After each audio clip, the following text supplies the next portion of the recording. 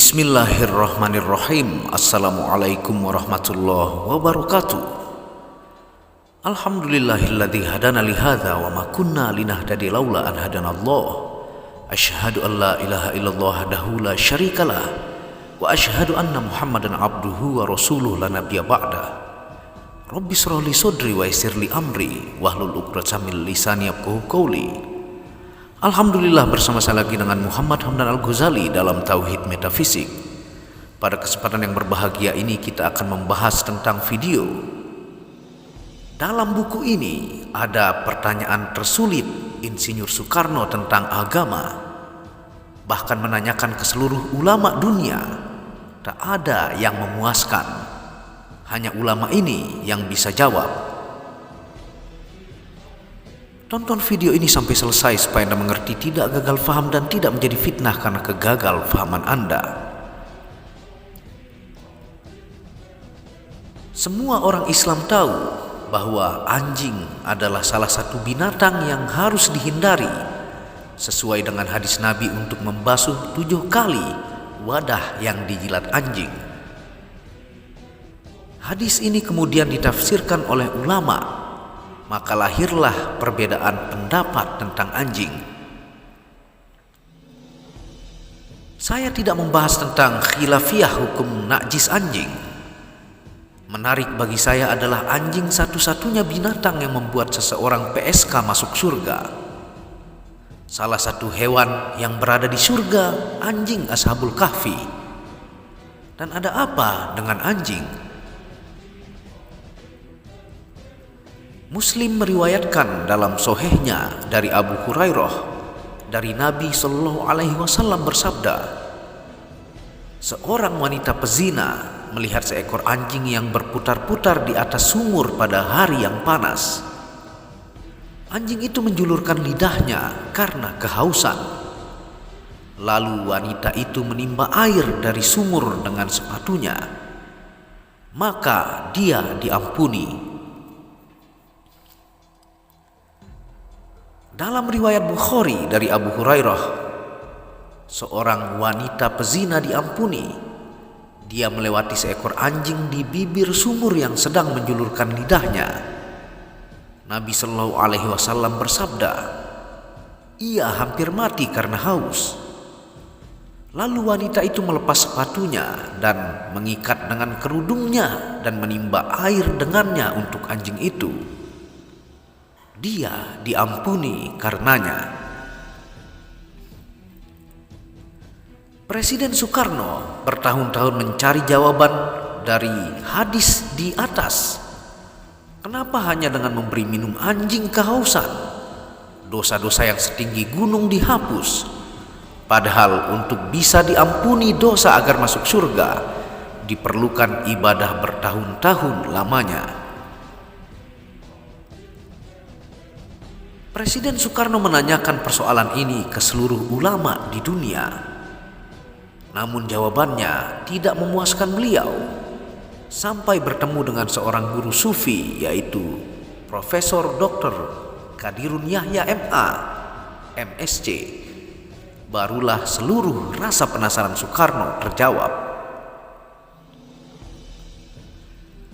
Dialog Presiden Soekarno dengan guru sufi tersebut termuat dalam buku Capita Selecta, merupakan buku kumpulan karangan Muhammad Nasir dari 1930 hingga 1959, yang isinya sebagian tentang pertanyaan Soekarno yang sangat sulit dijawab dan menjelaskan bahwa Islam tidak hanya sebuah ajaran yang mengatur hidup seseorang. Dalam buku tersebut, ayahanda Profesor menjelaskan kepada Presiden Soekarno, penyebab wanita itu diampuni bukan karena tindakannya memberi minum hewan, karena semua orang bisa melakukannya. Tapi tindakan kecil tersebut disertai faktor tak terhingga dari teknologi Al-Quran berupa wasilah. Maka amalan sangat kecil nilainya menjadi tak terhingga.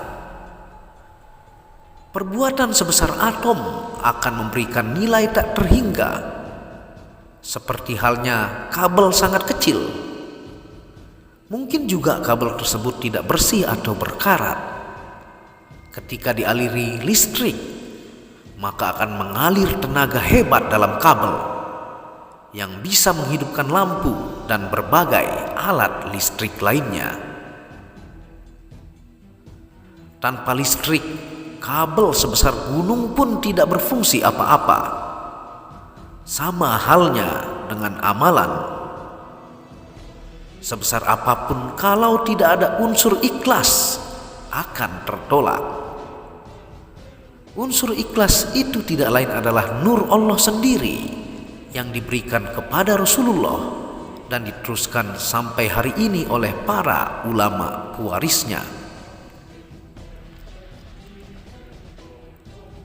Tanpa adanya unsur nur Allah ini, maka manusia sampai kapanpun tidak akan bisa mencapai tahap ikhlas.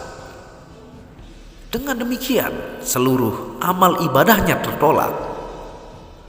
Kabar baiknya, nur Allah yang ada dalam dada Rasulullah itu diwariskan kepada para ulama pilihan sampai akhir zaman. Sambung menyambung tidak terputus untuk menyelamatkan umat ini sampai dengan selamat kehadirat Allah Subhanahu wa Ta'ala. Dalam kajian lain dari sudut pandang hakikat, sebenarnya yang diberikan minum itu bukan anjing dari mana hewan, tapi itu adalah kiasan untuk seseorang yang sangat taat kepada Allah. Bisa jadi yang haus itu adalah seorang wali Allah yang memiliki sifat setia kepada Allah seperti sifat setianya anjing. Ketika air minum itu diberikan kepada orang yang doanya sampai kepada Allah, maka orang tersebut akan mendoakan orang yang memberi. Doa itulah yang membuat dosa si wanita diampuni. Sebagaimana juga Nabi ketika mendoakan seseorang yang berdosa, maka Allah mengampuni dosa orang tersebut berkat syafaat Nabi. Dan kalaulah mereka ketika menganiaya diri mereka sendiri datang kepadamu, wahai Muhammad, lalu memohon ampun kepada Allah, dan Rasulullah juga memohon ampun untuk mereka, tentulah mereka mendapati Allah Maha Penerima Taubat, lagi Maha Mengasihi. Quran Surah An-Nisa ayat 64. Sifat anjing yang setia sampai akhir hayat kepada tuannya itulah kemudian dijadikan kiasan dalam berbagai kisah di Al-Quran. Apakah anjing yang menemani orang yang bersembunyi di gua yang terkenal dengan Ashabul Kahfi itu benar-benar anjing seperti yang kita lihat hari ini?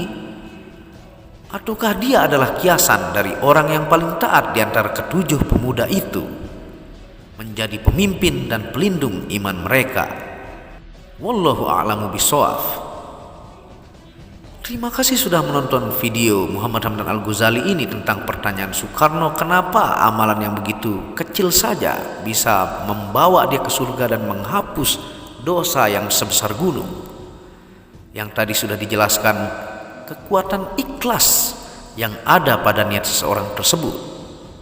Jika Anda beribadah setiap hari, tapi ada yang Anda mau untuk kepentingan Anda sendiri, seperti hanya mau keuntungan surga belaka dan takut disiksa, itu masih beribadah atas karena sesuatu yang dijanjikan, tapi tidak murni ikhlas karena kenal Sang Pencipta, kenal siapa yang menciptakan kita, kenal pemilik alam semesta beserta isinya, dan tidak hanya atas mau keuntungan diri sendiri saja. Semoga video ini berkah bermanfaat dan dukung channel ini untuk mengembangkan dengan mengklik lampu merah subscribe gratis dan lonceng notifikasi gratis, tidak ada ruginya. Apabila ada salah kata itu murni dari kebodohan saya sendiri, apabila ada benarnya itu datangnya dari Allah. Wabillahi taufiq wal hidayah. Assalamualaikum warahmatullahi wabarakatuh.